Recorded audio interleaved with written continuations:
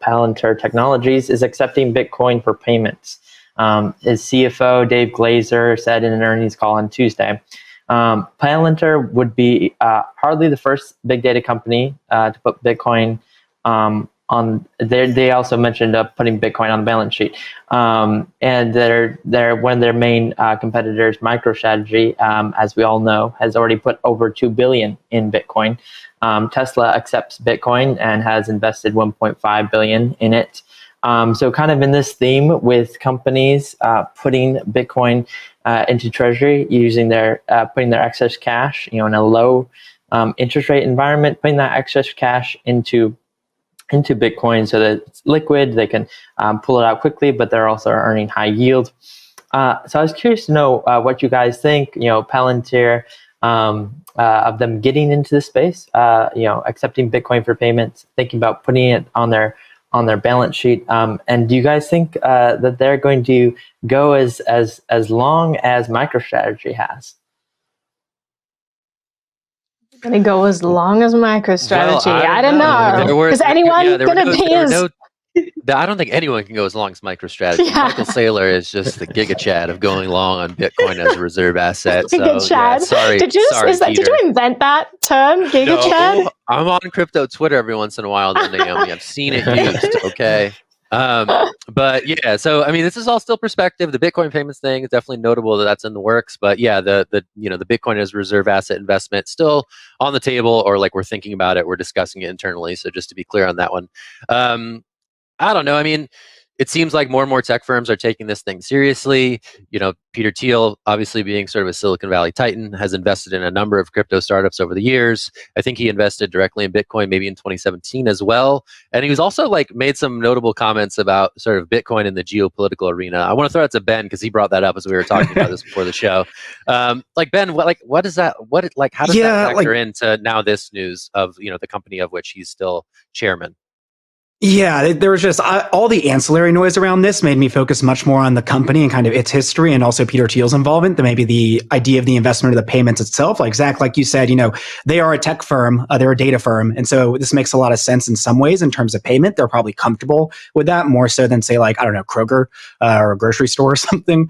But Peter Thiel, I think maybe a month ago was talking about how Bitcoin could be a weapon for the Chinese and all this other kind of noise. So I thought it was really notable that Palantir, a company he co-founded as a co-chairman of, though he's been somewhat, a little bit distant from the company for a bit now, kind of doubled down on this and said, hey, we might invest in this and we are also going to be accepting payments in it.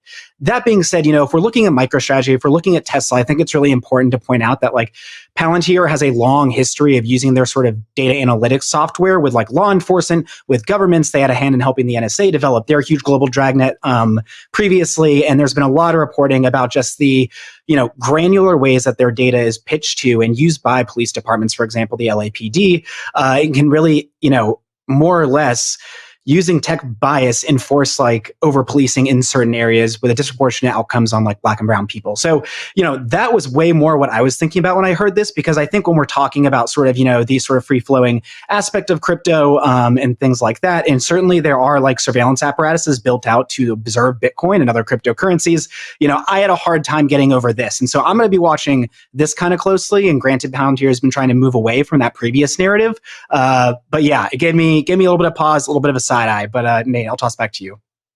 Yeah, no, Ben, I feel like maybe part of Thiel's kind of feeling here is maybe this will make Bitcoin more U.S. focused or whatnot, because his complaint, I think, at that earlier about China was that there were the Bitcoin was there were so many Bitcoin miners and whatnot in China.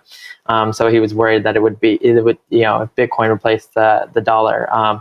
But there's, it's interesting to kind of think about this in terms of the low interest rate environment. And if there's a ton of companies that begin to put Bitcoin into their treasury, at what point does Bitcoin become a systemic risk? At what point do regulators begin to look at it like that? But Naomi, curious what your thoughts are.